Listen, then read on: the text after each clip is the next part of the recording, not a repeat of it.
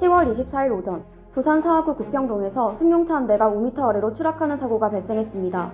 2021년 12월 대형마트 5층 벽을 뚫고 택시가 추락한 사건, 같은 달 수영구안 시장에서 승용차가 돌진한 사건, 지난 4월 서구에서 SUV가 버스 정류장을 덮친 사고까지 이 사고의 공통점은 모두 65세 이상 고령 운전자 사고였다는 겁니다.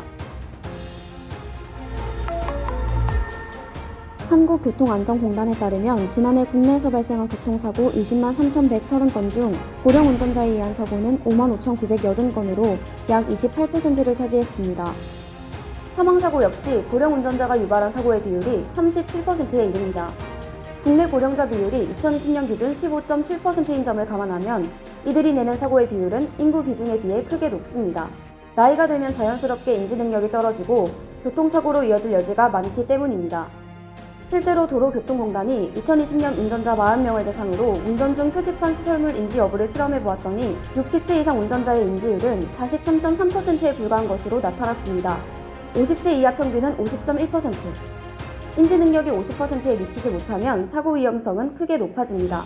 속도가 빠르면 빠를수록 연령이 높으실수록 그 주변을 인지를 잘 못하는 결과가 나타났거든요. 그리고 그 결과는 특히 이제 속도가 빠를수록 더 그 차이가 벌어지는 것으로 이렇게 나타나서 속도를 좀 천천히 이제 그 주변을 충분히 살필 수 있게 운전을 해주셔야지 이제 그나마 사고를 좀 줄일 수 있지 않을까 이런 결과가 나타났습니다. 특히 대도시로 교통량은 많고 고령화는 전국 최고 수준인 부산에선 고령 운전자 사고가 당장 시급한 문제로 떠올랐습니다.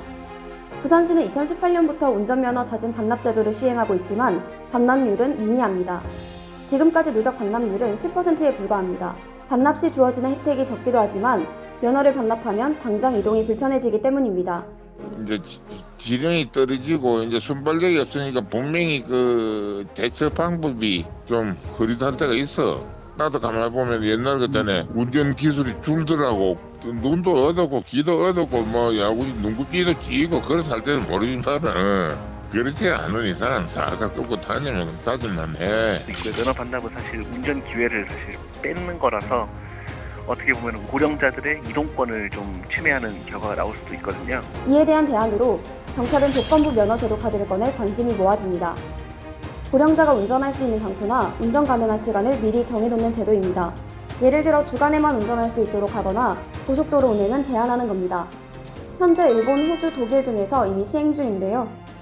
국내에는 2025년 도입을 목표로 하고 있습니다.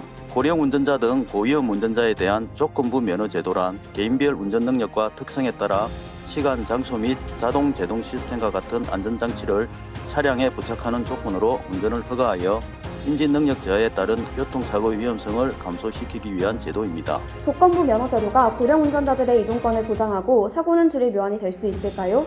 국제신문이 전해드렸습니다.